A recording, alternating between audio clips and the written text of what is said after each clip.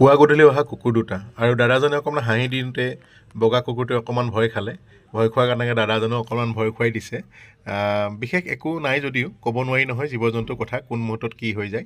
দাদাজনে জোৰকৈ হাঁহি দিয়াৰ কাৰণে ভয় খাই তেওঁ ভুগিছে। বিশেষ একো নকৰে, তথাপিও অকণমান নিজেই অলপ হেৰি হৈ থকাটো ভাল। গতিকে এয়া দেখিছেনে, বগাজনী এতিয়াও সহজভাৱে ল'ব পৰা নাই। হয়তো হাঁহোতে তাই কিবা এটা চক খালে, সেইকাৰণে দেখিছেনে মোৰ ওচৰত কেনেকৈ আহিছে।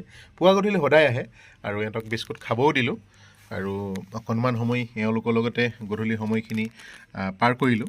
আৰু সিহঁত দুটাক কৈছোঁ যে কিয় ভুকিছনো, আমি ওচৰৰে মানুহ, আমাক কি বুলি মাতিবা, এনেকুৱা ধৰণৰ কথাটো কৈছোঁ মই অলপ ধেমালিকৈ। আৰু সেই দাদাজনো কৈছে যে সৰুকণ, যদি ইহঁত দুটাক যদি অহা বছৰ বিয়া কৰি দিয়া তেতিয়াহ'লে ইহঁত দুটাৰ মালা দুডাল ময়ে দিম। গতিকে এয়াই আৰু মই মানে ধেমালিতে কৈ আছিলোঁ যে কিয় মন মাৰি আছ, বিয়া পাতিবি নেকি, বিয়া পতা নাই নেকি। এইবাৰ কিন্তু নহ'ব, এই বছৰলৈ কিন্তু সামৰিলোঁ, কাৰণ দিন বাৰ নাই এতিয়া। গতিকে অহা বছৰলৈ পাতি দিম, এবছৰ ৰ'ব লাগিব। গতিকে কোনো চিন্তা কাৰণ নাই, এইজনীকে বিয়া পাতি দিম, বগীজনীকে বুলি ধেমালিকৈ কৈছোঁ আৰু, নহয় জানো।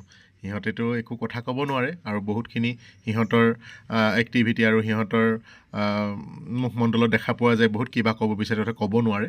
গতিকেলৈ বগাজনী এতিয়াও চক খাই আছে, দাদাজনৰ প্ৰতি এতিয়াও অকণমান ভয় ভাৱেৰে ভাবি আছে, চাই আছে।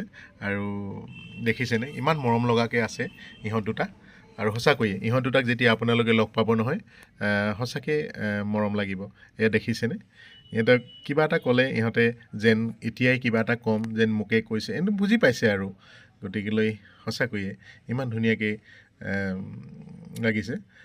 মানে দুইটাকে কৈছোঁ আৰু যে তোমালোকে বিশেষ গেজু নকৰিবা দেই, ইজনে সিজনক মৰম অটুট ৰাখিবা।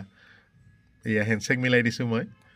আচলতে আমি ল'ৰালি কালতে খেলিছিলোঁ কুকুৰ, যিকোনো পোৱালি কুকুৰ ছাগলী বা এনেকুৱা লগত খেলিছিলোঁ। এতিয়া পাইছোঁ কেতিয়াবা ভালো লাগে দিয়কচোন, যেতিয়া দিনটো দুখৰে ভাগৰে দোকানত থাকোঁ, আবেলি শেষৰ সময়খিনি অকণমান যদি জীৱ জন্তু আহে ভাল লাগে। Bye bye.